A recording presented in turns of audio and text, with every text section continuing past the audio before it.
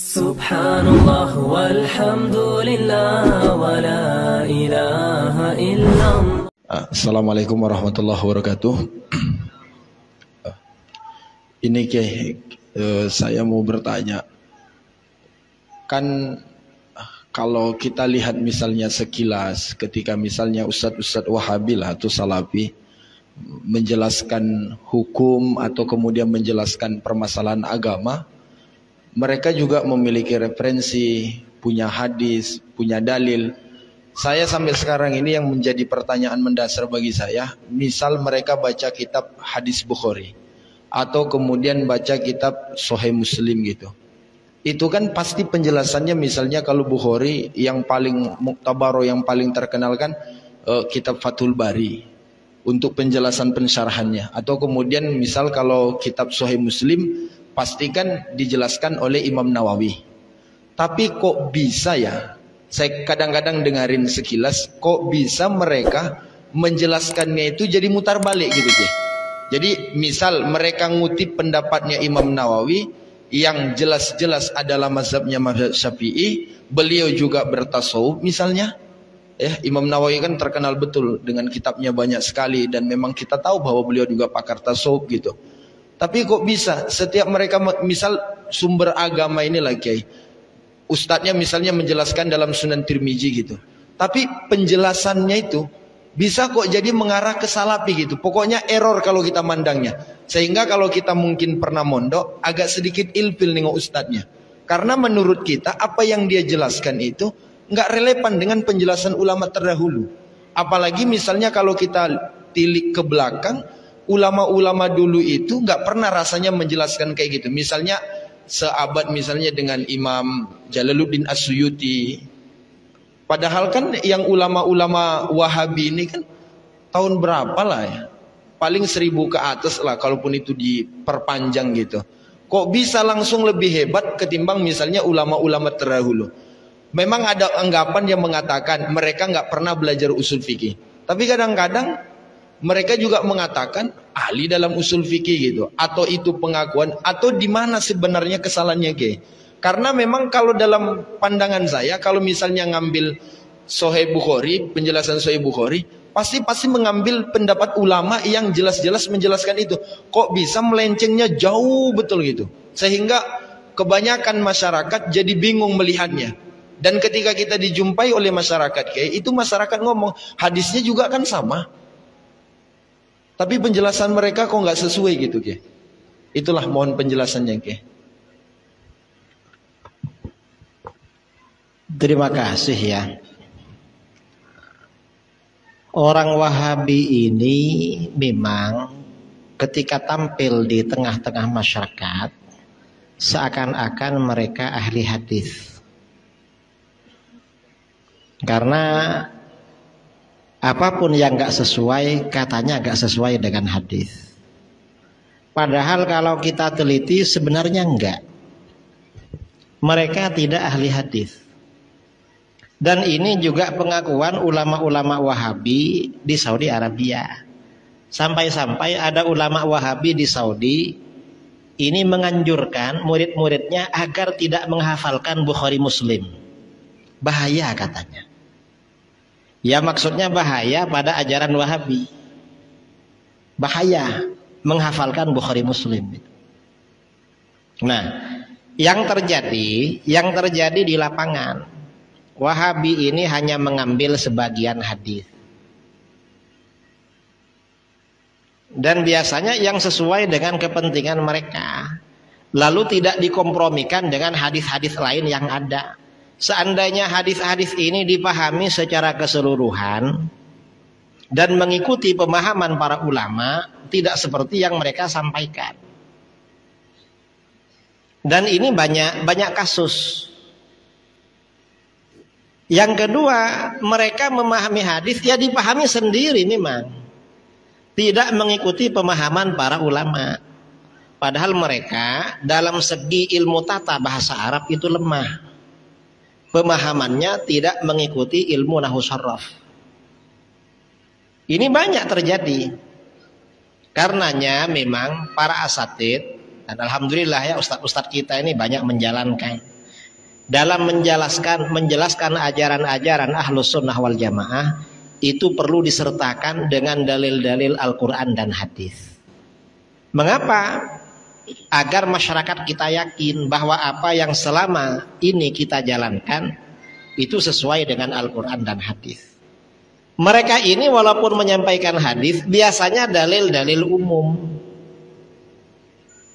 bukan dalil khusus. Lalu dipukul rata pakai dalil itu. Dan yang paling banyak bukan hadis Bukhari, paling banyak hadis Muslim. Apa hadis Muslim yang mereka sampaikan?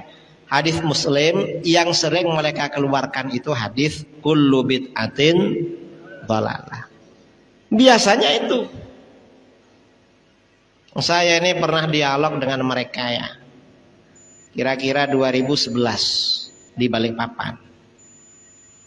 Bicara tentang bid'ah. Saya menjelaskan dalilnya bid'ah, hadisnya banyak sekali. Kalau ada orang Wahabi, saya tanya, ternyata ini dalilnya cuma satu, kullu bid'atin dhalalah. Saya tanya dia, kamu ikut mazhab apa? Kami ahli hadis, Gus. Kok ahli hadis, hadisnya cuma satu? Mestinya banyak kan? Kamu bukan ahli hadis kalau gitu. Ahli apa, Gus? Ahli hadas kamu ini. Mereka bilangnya ahli hadis, padahal ya ahli hadas sebenarnya. Dan ini memahami kullu bid'atin dhalalah tidak seperti pemahaman para ulama dulu. Ini masalahnya mereka. Kalau kita hadisnya sama, cuma kita pemahamannya mengikuti para ulama ahli hadis dulu dan dikompromikan dengan hadis-hadis yang lain. Kalau mereka ya ambil satu hadis aja.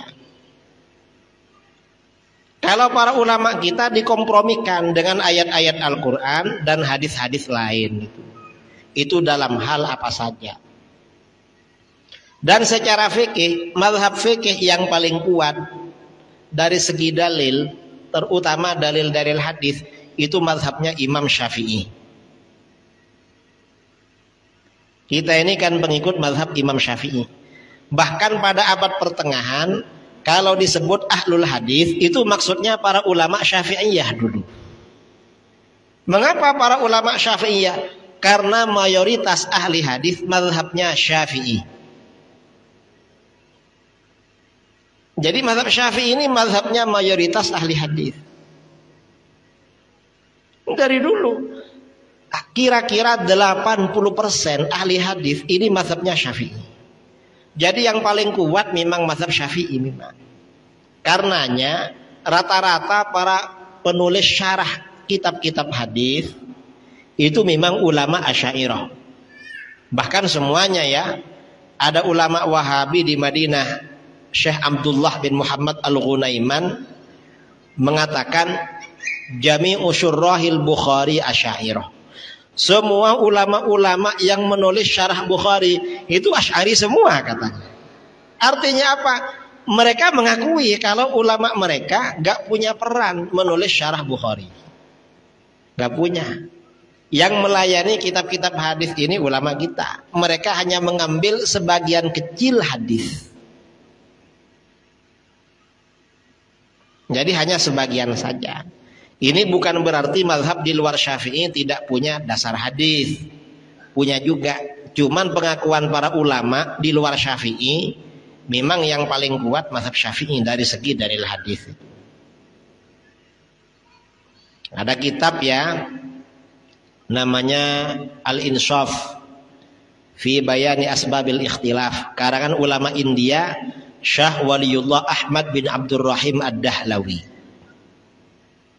Jadi memang kata beliau mazhab yang paling bagus itu mazhab Syafi'i.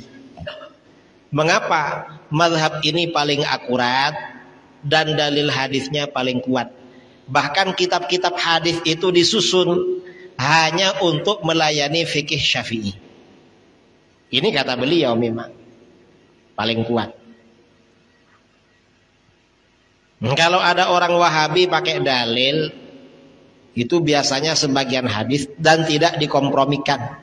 Kemudian tidak mengikuti pemahaman para ulama ahli hadis. Biasanya begitu. Kalau itu khusus masalah Wahabi. Ini hampir semua persoalan itu yang menjadi khilafiyah antara kita dengan Wahabi seperti itu. Padahal yang paling banyak dasarnya ya kita ini dasarnya hadis-hadis itu ramai. Amaliyah tradisi di Nusantara ini, apalagi tradisi zikir bersama, maulid, itu dalil hadisnya banyak sekali itu. Yang menentang itu hadisnya cuma satu, yaitu hadis kullu bid'atin dhalalah. Itu aja dalilnya. Cuma ini hadis ini dijadikan dalil umum. Kalau kamu datang ke tempat servis mobil ya atau motor, itu ada kunci namanya kunci Inggris. Saudara tahu kunci Inggris? Kalau bautnya besar dibesarkan. Ya hadis kullu bid'atin itu dianggap kunci Inggris sama mereka. Dicocok-cocokkan. Nanti ada orang bikin maulid haram ini. Mengapa? Dulu Rasulullah gak pernah bikin acara maulid. Kalau memang pernah, coba ustadz siapa yang diundang ceramah? Gak ada riwayatnya. Berarti bid'ah, dan bid'ah itu sesat. Dalilnya kullu bid'atin dhalalah. Padahal ini gak membicarakan maulid kullu bid'atin dhalalah. Ini bid'ah. Yang dimaksud bid'ah ini bid'ah yang bagaimana? Kan perlu penjelasan para ulama. Para ulama ahli hadis menjelaskan yang dimaksud bid'ah dhalalah ini ya bid'ah yang sayyi'ah, itu yang tersesat. Kalau bid'ah yang hasanah gak dhalalah. Karenanya kalau kita perhatikan di kitab-kitab Wahabi, ya kaidahnya tidak jelas. Gak ada kaidah yang baku. Artinya apa? Kaidah itu kalau sesuai dengan kepentingan mereka dipakai. Kalau gak sesuai gak dipakai. Misalnya ada ulama Wahabi yang namanya Syekh Utsaimin di Saudi, sudah wafat sekitar tahun 99 atau 2000. Saya punya kitabnya di rumah. Ketika membahas hadis kullu bid'atin dhalalah, semua bid'ah adalah sesat. Apa kata beliau? Hadza kalamun 'amun musawwarun bi aqwa adawatil umum wa huwa lafdhu kullu. Ini redaksi umum yang dipagari sur ya sur. Sur itu kan istilah dalam ilmu mantek. Wahabi ini mengharamkan ilmu mantek tapi dipakai istilahnya itu. Aneh mereka ini. Mengharamkan tapi pakai. Ini redaksi umum. Dan dipagari dengan perangkat yang paling kuat yang menunjukkan keumuman, yaitu kullu. Karenanya bid'ah jangan dibagi-bagi lagi. Alasannya karena ada kullu. Di bagian lain kitab yang sama, ketika berdialektika dengan orang-orang Mu'tazilah. Mu'tazilah mengatakan Al-Quran makhluk. Mu'tazilah pakai dalil umum juga di dalam Al-Quran. Apa dalilnya Mu'tazilah? Allahu khaliqu kulli syai'. Allah pencipta segala sesuatu. Wal Qur'anu syai'un. Dan Quran itu sesuatu, berarti diciptakan oleh Allah. Apa kata Syekh Utsaimin? Oh gak bisa ini. Ini walaupun ada kullunya, kullu ini masih bisa dibatasi. Ini gak bisa. Walaupun semua bisa dibatasi. Mengapa? Karena di dalam Al-Quran ya ada ayat tentang Ratu Bilqis. Ratu Bilqis itu di dalam Al-Quran disebutkan wa utiyat min kulli syai'. Ratu Bilqis ini oleh Allah dikaruniakan segala sesuatu. Kata Syekh Utsaimin, padahal gak semuanya milik dia. Contohnya kerajaan Nabi Sulaiman gak dimiliki sama dia. Jadi kullu itu gak berarti bermakna keseluruhan. Ini Syekh Utsaimin. Artinya apa? Kaidah itu tidak baku. Termasuk ahli hadis mereka Syekh Al-Albani. Wahabi ini punya ahli hadis namanya Al-Albani. Mengapa Al-Albani? Karena Wahabi gak punya ahli hadis yang kompeten, yang mumpuni, gak punya. Dan Syekh Al-Albani ini banyak Apa? Tidak menjalankan kaidah secara baku. Kadang seorang rawi hadisnya dinilai hasan atau sahih. Rawinya ini suatu saat ada hadis tentang tawassul. Wahabi kan nanti tawassul. Riwayatnya melalui rawi ini didhaifkan. Mengapa? Karena ada rawi namanya ini. Padahal di kitab lain ketika hadisnya agak menyangkut tawassul dibilang hasan atau sahih. Ini banyak terjadi. Karenanya hati-hati ya. Kalau ada buku lalu ada catatan kaki hadis ini disahihkan oleh Albani, itu berarti buku Wahabi. Albani ini orangnya kalau kata orang sekarang mincela minceri. Ngerti mincela minceri saudara? Enggak jelas, kaidahnya enggak jelas. Wahabi juga begitu. Dan saya kira perlu ya kawan-kawan di Pekanbaru ini menghimpun hadis-hadis yang disalahfahami oleh Wahabi dan diluruskan. Kawan-kawan lah di Surul Mustafa atau di terutama yang muda-muda ini. Hadis-hadis yang gagal faham. Hadis-hadis di mana orang Wahabi gagal faham. Itu perlu itu. Karena hadisnya ada, cuma mereka gagal faham aja. Saya kira itu ya. Ada lagi. Terakhir.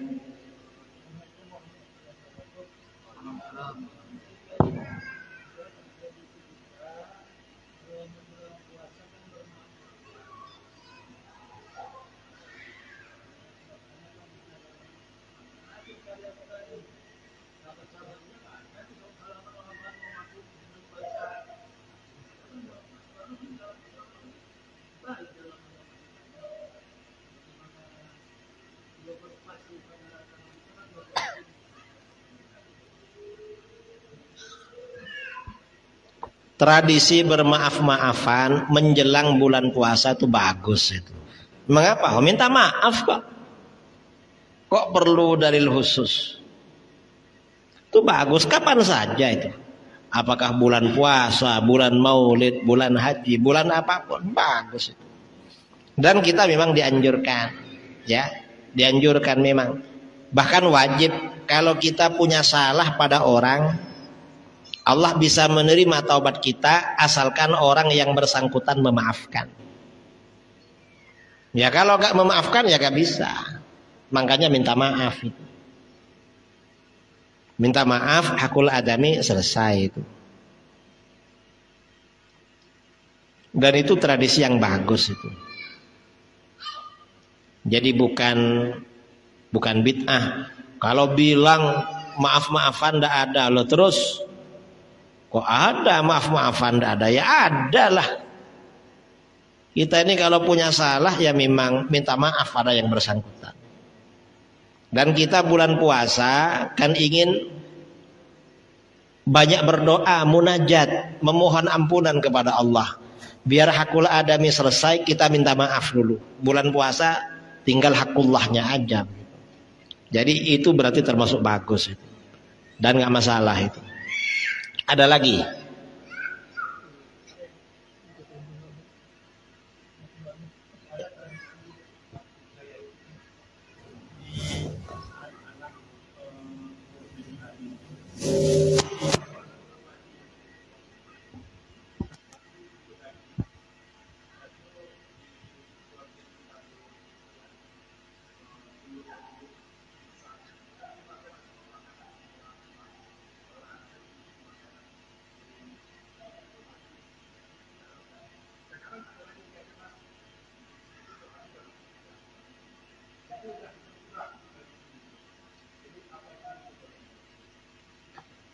Kalau itu kan hanya tradisi seperti itu, gak apa-apa seperti itu. Yang penting tidak mengandung kepercayaan macam-macam.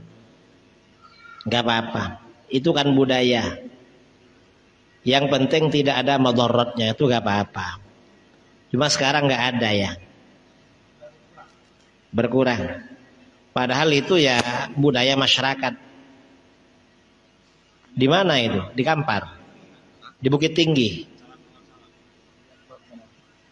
Apa? Oh iya, daerah dingin itu. Saya nyampe Bukit Tinggi langsung demam kedinginan itu. Iya itu tadi siapa itu? Angkat tangan. Terakhir ya. Salah.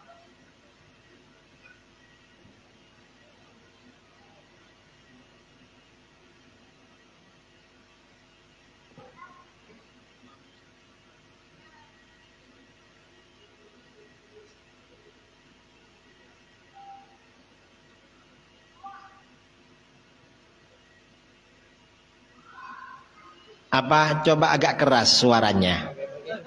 Karena agak nyampe ke sini.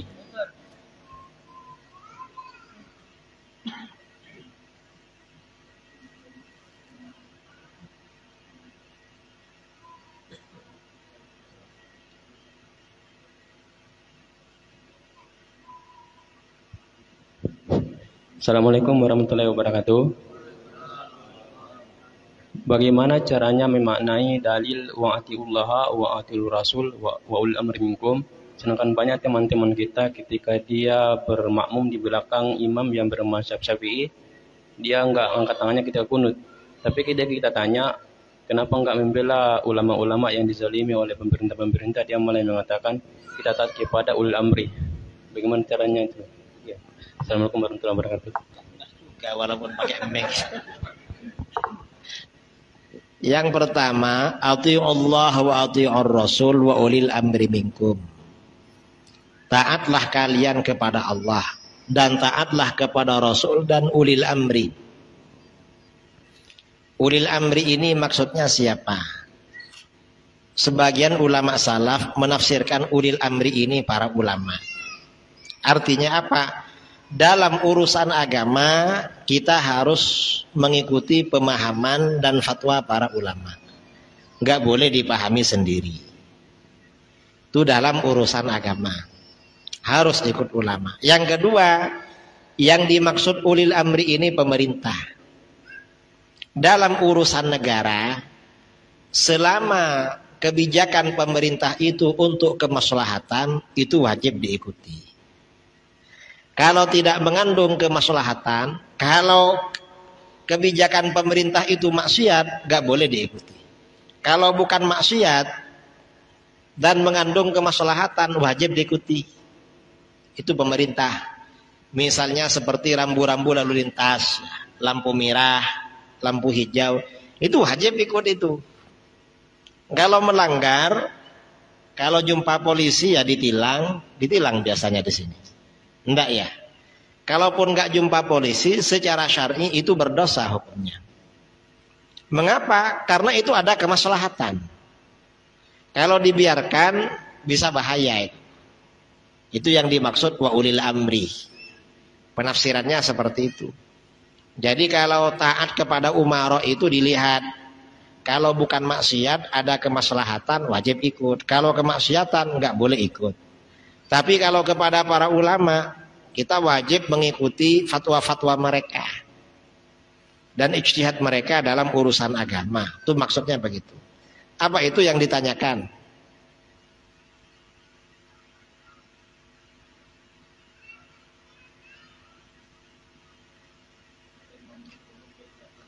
Imamnya kunut, jamaahnya gak kunut. Itu namanya makmum bodoh namanya. Imamnya kunut, dia gak kunut. Mestinya kunut. Kata Syekh Ibnu Taimiyah, ya, Syekh Ibnu Taimiyah dalam kitab Majmu'ul Fatawa. Kalau kamu menjadi imam, kamu ikut mazhab yang gak kunut, tapi jamaahnya kunut, kamu kunut. Itu imam. Atau kamu ikut yang kunut, tapi kamu jadi imam di daerah yang gak kunut, jangan baca kunut. Karena gaduh nanti. Kalau imamnya masyarakat semuanya kunut, dia gak kunut sendirian. Ngapain di situ? Sholat sendirilah kalau gitu. Karena mengapa? Karena sholat, kalau imamnya itu beda mazhab, dianggap bid'ah, itu gak dianjurkan berjamaah. Kayak kita bermakmum pada Wahabi itu hukumnya makruh. Lalu yang baik bagaimana? Sebagian ulama Syafi'iyah mengatakan sebaiknya bermakmumlah walaupun makruh-makruh. Ada yang mengatakan lebih baik sholat sendiri. Ada yang begitu. Ini berjamaah tapi menimbulkan fitnah. Mengapa? Jamaah kanan kirinya dongkol pada dia. Karena jamaahnya setengah-setengah. Itu namanya berjamaah, rajin berjamaah tapi bodoh. Masalahnya itu. Ya seringlah kita seperti itu ya, di mana-mana sering. Karenanya perlu ya kawan-kawan ini menyebarkan dalil kunut. Bahwa dalil yang paling kuat itu dalil kunut. Mengapa? Karena hadisnya banyak. Hadis tentang kunut ini riwayatnya banyak sekali. Yang enggak kunut ini riwayatnya cuma satu. Nah, sama-sama hadis dari sahabat memang. Sahabat yang kunut lebih banyak daripada yang enggak kunut. Karenanya kita ya kunut kalau sholat subuh itu. Dan saudara-saudara kita yang enggak kunut, ajak kunut. Karena dalil kunut ini Bukhari Muslim. Kalau yang enggak kunut ini Abu Dawud, Tirmidzi, Nasai, Ibnu Majah. Jadi lebih kuat. Dan lebih banyak riwayatnya di dalam hadis Bukhari, lebih banyak kunut itu. Masalah kunut kalau ditanya itu. Ada lagi terakhir nih.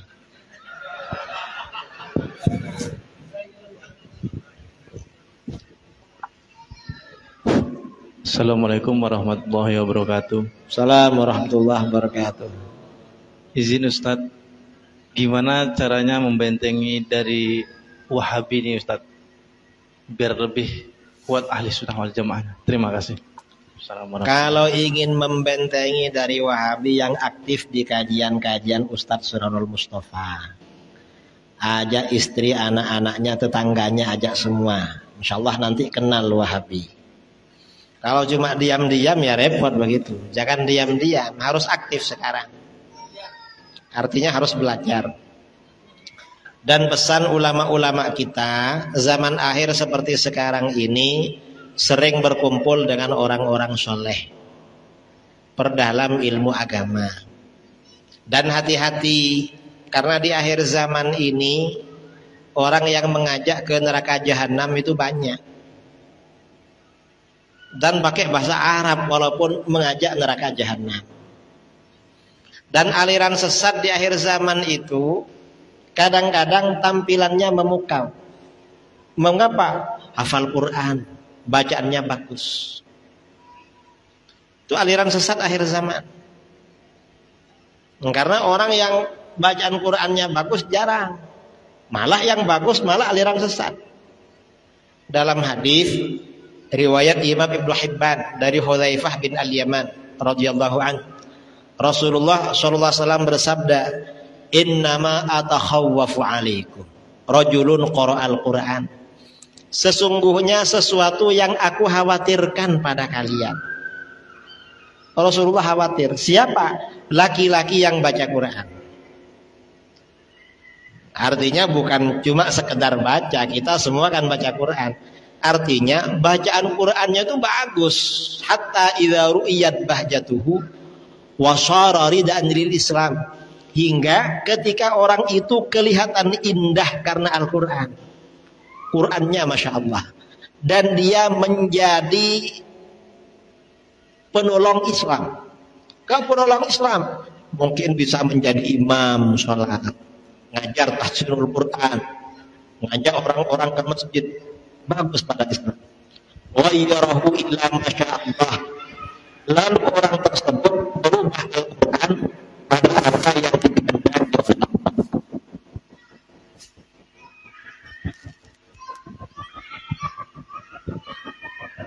Jadi Al-Quran dia rubah maksudnya pada apa yang dikehendaki oleh Allah. Fansalakha minhu wa nabadhahu wara'a dhahrihi. Dia melepaskan diri dari Al-Quran dan Al-Quran dia lempar ke belakang. Fasa'a ila jarihi bisayf. lalu dia menyerang tetangganya dengan pedang. Kalau dulu pakai pedang, sekarang pakai pistol. Waramahu bisyirki, dia tuduh tetangganya dengan syirik. Siapa? ISIS. ISIS ini bacaan Qur'annya bagus, hafal Qur'an, ngajak orang kembali pada agama, lalu umat Islam dibantai sama dia. Yang membantai orang Ahlus Sunnah di Syria, di Irak, Libya, ISIS. Dan menuduh tetangganya yang diserang itu dengan syirik. Para sahabat bertanya, ya Rasulullah, ayyuhuma aula bisyirki, ar-rami amil marmi. Hai Rasulullah, siapa dari keduanya yang paling berhak menyandang kesyirikan? Yang menuduh syirik atau yang dituduh syirik? Rasulullah menjawab, balir rami. Justru yang menuduh syirik yang paling berhak syirik. Nah, ini artinya apa? Kesimpulan dari hadis ini, Rasulullah khawatir pada orang yang Qur'annya bagus. Ini bukan berarti kalau Qur'annya bagus jelek, enggak. Kita harus bagus Qur'annya. Karenanya orang Ahlus Sunnah harus bagus Qur'annya. Mengapa? Khawatir yang bagus ini malah Wahabi semua di Pekanbaru. Jangan kalah. Rasulullah mengkhawatirkan orang Qur'annya sudah bagus, menjadi penolong Islam, indah karena Al-Quran, justru merubah ajaran Al-Quran. Ajaran Al-Quran dia buang ke belakang. Merubah apa enggak? Merubah, saudara. Orang Wahabi Qur'annya bagus tapi Al-Quran dirubah. Kok dirubah? Orang tawasul istighatsah disyirikkan. Dalilnya apa? Kata Wahabi dalilnya apa? Wa qalu ma na'buduhum illa liyuqarribuna ilallahi zulfa. Mengapa tawasul syirik? Orang-orang musyrik bilang, kami tidak menyembah berhala-berhala itu kecuali agar berhala-berhala itu mendekatkan kami kepada Allah dengan sedekat-dekatnya.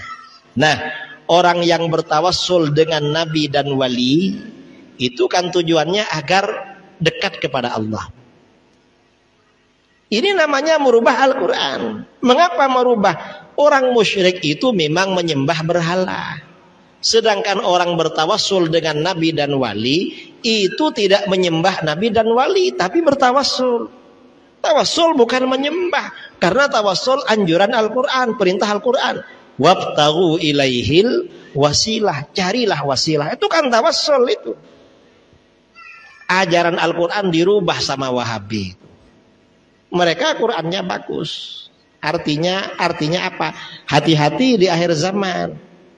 Jangan karena dia Qurannya bagus, lalu kita ikut semua pada ucapannya. Karena di akhir zaman ini termasuk kadang-kadang aliran sesat itu Qurannya indah dan bagus, militan pada Islam itu. Cuma ajaran Al-Quran dia rubah, ditahrif. Tidak diartikan dengan pengertian yang benar. Yang perlu kita hati-hati. Karenanya kita bentengi anak-anak kita, saudara-saudara kita, selamatkan dari Wahabi. Dan bahaya. Dan jangan enteng ya, apatis pada ini. Karena orang ini kalau punya anak disekolahkan ke lembaga Wahabi, berarti calon anak durhaka pada orang tua. Saya sering nyampaikan di mana-mana, kalau anaknya sekolah di lembaga Wahabi, calon anak durhaka pada orang tua. Mengapa durhaka? Ini banyak kejadian di Sulawesi. Ada orang anaknya masuk SD Wahabi, dapat 6 bulan, anaknya bilang sama bapaknya, ayah ini sesat. Kenapa? Ayah ikut tahlil, sesat tuh. Dapat 2 minggu bilang lagi sama ayahnya, ayah ini kok sesat sih? Kenapa? Ayah ikut maulid Nabi, sesat itu ya. Kalau ada orang berani menyesatkan bapaknya, itu anak berbakti atau durhaka itu. Durhaka. Begitu ayahnya meninggal, ada orang Wahabi di Surabaya sama di Sulawesi. Ayahnya meninggal, diantar ke pemakaman. Anaknya ikut. Begitu ustadz yang ada di situ mau baca talqin, anaknya marah-marah. Gak usah dibacakan talqin. Sesat. Akhirnya keluarga dan masyarakat yang lain sepakat baca talqin. Karena sepakat baca talqin, anaknya dan 2 orang temannya pergi meninggalkan proses pemakaman itu sambil tertawa terbahak-bahak. Gak sopan saudara, gak ada adab. Ini tahun kemarin sebelum puasa, saya ngisi di Bintaro di masjid. Saya bilang, jangan masukkan anak di lembaga Wahabi, nanti anaknya durhaka. Selesai ceramah, sopir yang ngantar saya cerita, betul Pak Kiai. Kenapa? Itu Bapak Ano itu dulu membanggakan anaknya. Karena begitu masuk ke lembaga itu, rajin ke masjid, hafal sekian surat. Sekarang ini sering nangis orang tuanya. Mengapa? Ditinggalkan sama anaknya. Gak berbakti sama kedua orang tuanya. Ini ketika di dunia, setelah meninggal durhaka lagi orang Wahabi itu. Gimana durhakanya? Kalau orang Ahlus Sunnah bikin tahlilan, mendoakan orang tuanya. Kalau Wahabi gak ada tahlilan. Dari waktu ke waktu kalau Ahlus Sunnah ziarah ke makam orang tuanya, karena anak berbakti. Tapi kalau Wahabi selalu durhaka, gak ada ziarah ke makam orang tuanya. Ini bahayanya Wahabi. Jadi hati-hati ya dengan Wahabi. Dan hati-hatilah, karena di akhir zaman ini kadang-kadang aliran sesat itu Qur'annya bagus. Jangan dikira kalau Qur'annya bagus itu pasti soleh, pasti baik. Kadang-kadang aliran sesat itu. Ya ada memang aliran sesat yang aneh-aneh, pakai tende, pakai apa itu, ya ada memang. Ada juga ya macam-macam lah, sama-sama ada. Tapi hati-hati. Saya kira itu ya yang perlu.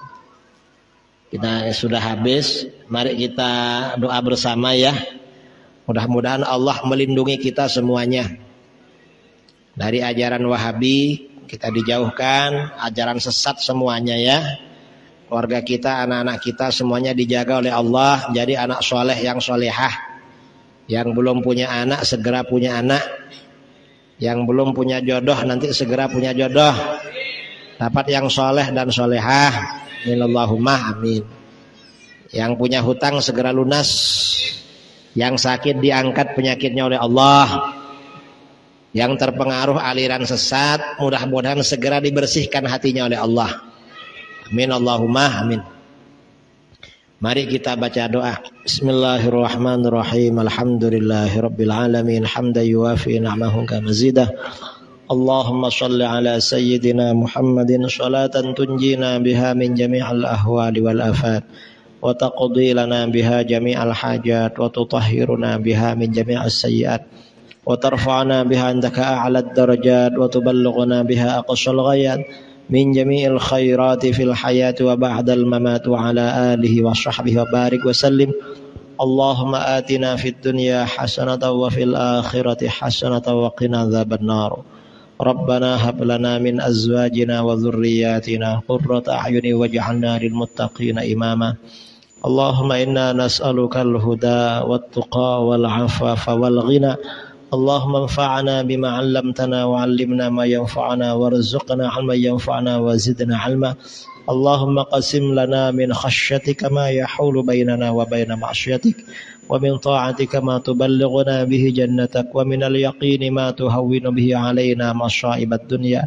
Allahumma matti'na bi asma'ina wa basharina wa quwwatina ma ahyaytana waj'alhu al-waritha minna waj'al tha'rana 'ala man zalamana وانصرنا على من عادانا ولا تجعل مصيبتنا في ديننا ولا تجعل الدنيا أكبر همنا ولا مبلغ علمنا ولا تسلط علينا من لا يرحمنا. اللهم زدنا ولا تنقصنا واكرمنا ولا تهنا وأعطنا ولا تحرمنا وآثرنا ولا تؤثر علينا وأرضنا وارض عنا واغفر لنا ولوالدينا مشايخنا ومعلمينا وأصحابنا وأحبابنا وذوي الحقوق علينا ولجميع المسلمين والمسلمات والمؤمنين والمؤمنات الأحياء منهم والأموات. wa sallallahu ala sayyidina Muhammadin nabiyil ummi wa ala alihi wa sahbihi wa barak wa sallam tasliman katsira. Subhana rabbika rabbil izzati amma yasifun wa salamun alal mursalin walhamdulillahi rabbil alamin. Salatullah salamullah ala taha rasulillah. Salatullah salamullah ala yasin habibillah. Tawassalna bismillah wa bil hadi rasulillah wa kulli mujahidin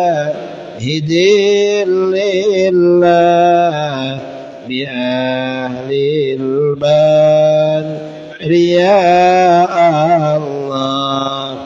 Salatullah salamullah ala taha rasulillah. Salatullah salamullah ala yasin habibillah.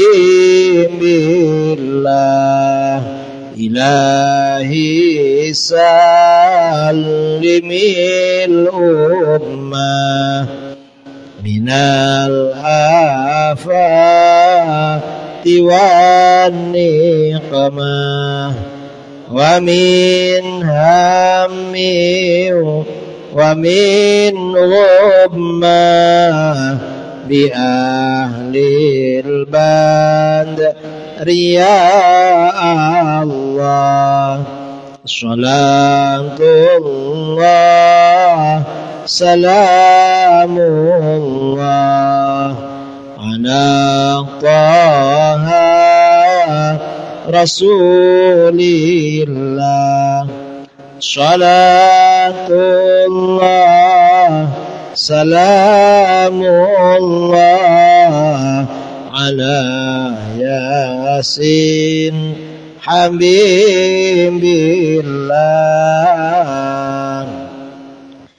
Kurang lebihnya mohon maaf. Assalamualaikum warahmatullahi wabarakatuh.